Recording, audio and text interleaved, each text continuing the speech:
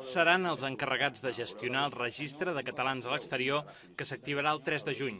Un registre perquè la Generalitat pugui comunicar-s'hi i tenir en compte els 220.000 catalans que viuen arreu del món. Quan les coses a Catalunya vagin millor, és factible que la Generalitat vulgui articular polítiques de suport al retorn del talent que ha marxat a l'estranger. Doncs el registre podria ser una eina molt útil per articular aquesta política. No té resposta encara, però, la pregunta que es fan molts dels que viuen fora.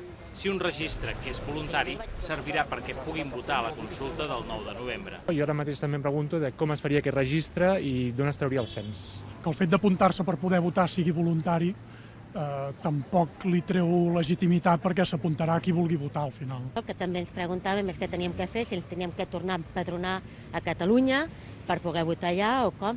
No té resposta, i no té resposta perquè la llei de consultes està actualment en tramitació parlamentària i fins que no s'aprovi la llei no sabrem els detalls que regularan com podria arribar a ser una eventual consulta.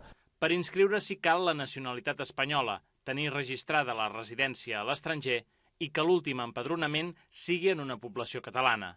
A partir de dimarts que ve es podrà fer la preinscripció per internet a la web afersexteriors.gencat.cat i també a les delegacions de la Generalitat a l'exterior o a les comunitats de catalans.